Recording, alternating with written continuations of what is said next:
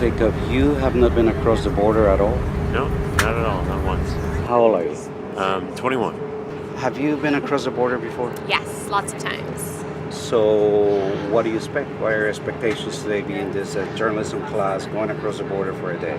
I'm excited to go. I feel like we're going to be really rushed, so I'm hoping to get a chance to really to be able to take some time and talk to people and really kind of experience the culture. I've never been to Nogales before.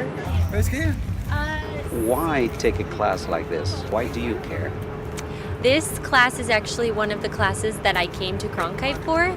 I care because mostly wanted to focus on depth reporting, but immigration was the topic of the class. But now that I've been learning from Rick, it's been really eye-opening. Today we're going to start out with Customs and Border Protection, looking at the Mariposa port of entry in Nogales. Start walking over here. And then we're going to go to Grupos Beta, which is like a Mexican version of the Border Patrol, although they didn't carry arms. It's mainly search and rescue and assistance. And after that, we'll be meeting with the U.S. Consulate General in Sonora, Nogales. I mean, we spent a lot of time preparing, obviously, in the class. One thing that I really am passionate about and had been before I went into journalism is certain levels of social justice, and then how we kind of monitor. A lot of pharmacies, a lot of Americans come over here to get their medical supplies. Right now we're going to Grupos Beta. It's kind of a migrant assistance program. A lot of the people that you'll see there, there'll be people just sitting there. They're recently deported. They don't know where to go. Sometimes a lot of them speak English, so if you guys want to start talking to them, you probably can, but they're going to give us a presentation.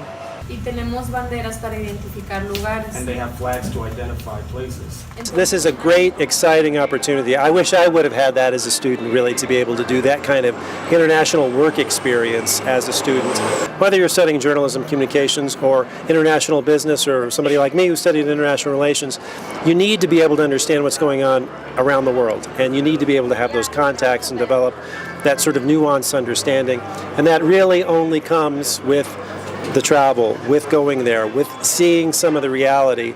And so I really applaud ASU, I applaud all the students for coming down and doing this. Has this trip changed you, made a difference in Yeah, it does. It makes me want to just get more involved and be on the scene, and then take it back and report what I've actually seen than just regurgitate information that's being repeated over and over and over again. We can talk about defense, but it's another thing to see it. We can talk about what the Border Patrol or Customs have to go through, but it's another thing to see it.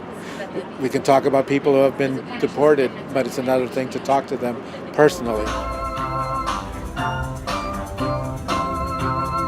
Talking to the people and hearing their stories and seeing and just connecting with them on a basic human level and realizing there's not much different between you and them. They all have hopes and dreams just like I do.